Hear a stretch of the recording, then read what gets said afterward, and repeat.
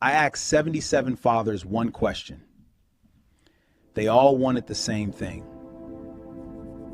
They all say the same thing.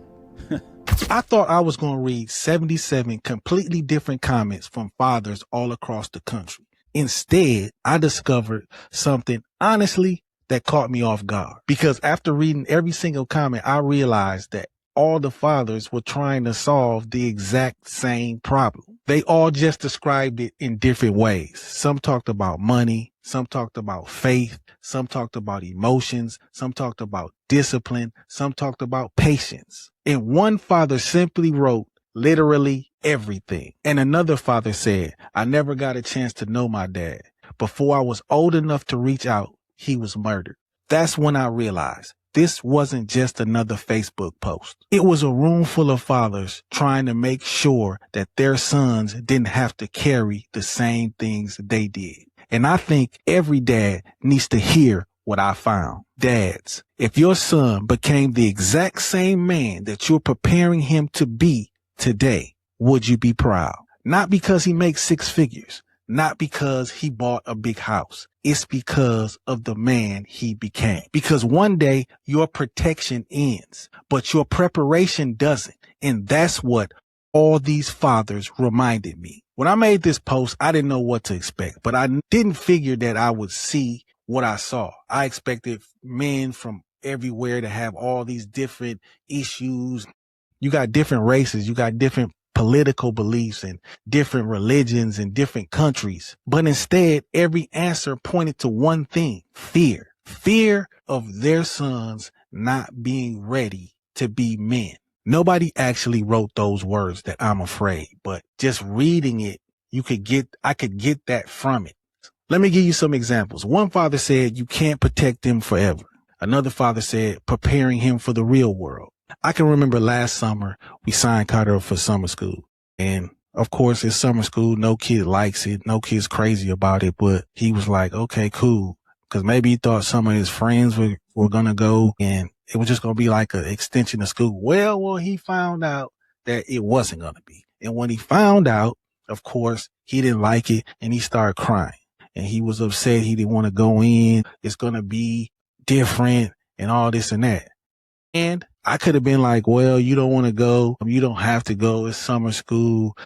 All this. No, I told him, look, you might not know anybody in there, but you can meet new friends. This might not be the teacher that you're accustomed to, but this teacher might be cool too. So what did he do? He went in class and tears in his eyes and everything. He went in. Did he love it? No, but he didn't hate it either. You can't protect them forever, just like the dad said. And you have to get them ready for the real world because you're going to go to a new job. You're going to go to a new school. You're going to meet new people. You're going to go places that you're not familiar with. You might go out of town and not know nobody. You might move to a new city and not know nobody. What are you going to do? Start crying? No, he's going to be ready to deal with it. He's going to have those experiences and be like, oh, I got through that. I can get through this. Let me give you another example. This comes from a real comment. Coming from Nick, wrote this comment. I wish somebody had taught me how to talk about problems instead of bottling them up. Another real comment from Aaron. I can build any engine, but I can't pay my taxes. His dad never taught him about money. His dad never taught him about taxes. Mine's never taught me about taxes either.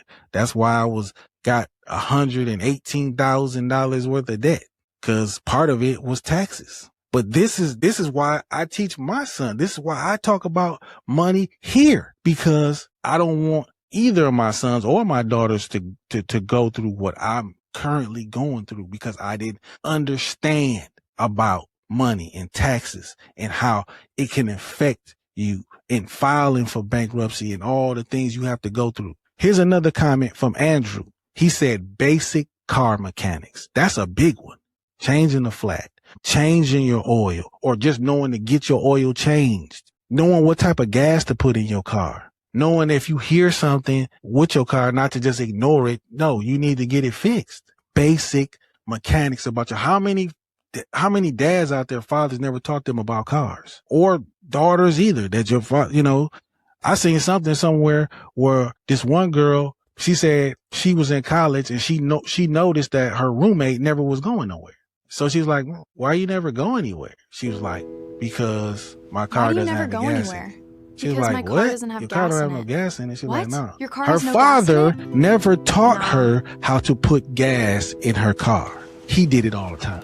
I don't need to say. Joe says, a comment from Joe, he says, financial intelligence. Man, not teaching your kids about money is neglect. Is not abuse, but it's neglect, because you have to know about money. You have to know about the issues and the problems you'll have if you're not good with money. Why do you think most people don't come to their financial peak of intelligence until their mid-50s? Why? Because their parents never told them nothing about it.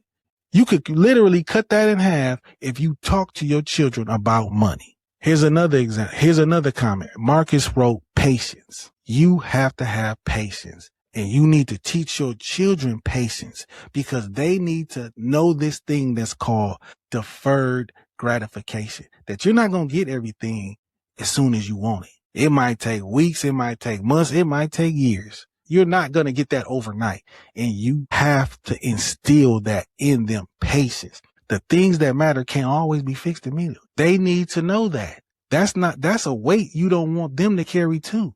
Your computer is fast, your phone, you get information fast. That don't mean in the real world things are going to get fixed that fast. A lot of fathers didn't wish that they learned one more lesson. A lot of them just wish they had more conversations. That's what I can salute to my father. That's what I remember, the conversations that we had.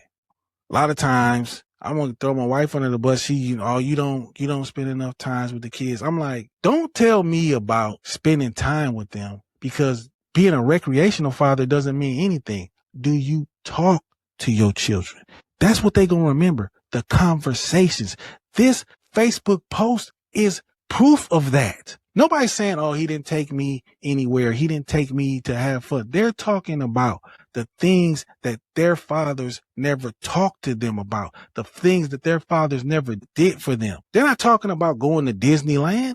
They're not talking about going on trips. They're not talking about that. They're talking about not telling me about money, not showing me how to fix a tire, not talking to me about girls, not talking to me about patience. That's the things that matter. About halfway through reading all these comments, I realized something. None of these fathers were really talking about money, patience, mechanics, emotions. They were all answering one question. How do I make sure my son starts further ahead than I did? That's what Build Better Dads is all about. It's not pretending that we figured fatherhood all out, but it's not letting our sons pay for the mistakes that we've already learned and figured out. My father gave me everything he could, and I'm grateful for that. But now it's my responsibility to give my son everything he couldn't give me. Not because he failed me, because every generation has the responsibility and the opportunity to leave the next generation just a little bit better than before. A friend messaged me after reading these comments, and he said, you'll never be completely prepared because every child is different.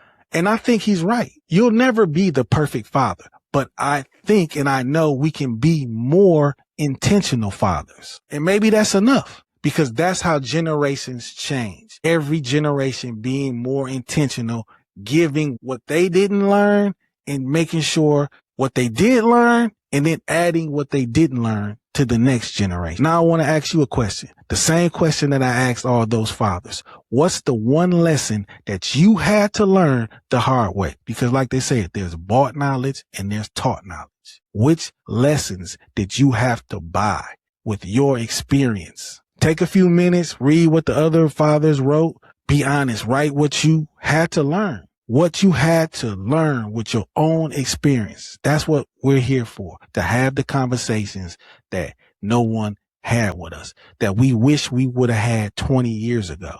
That's what this podcast is for. If you need it, I got you. And I'm out of here. Peace.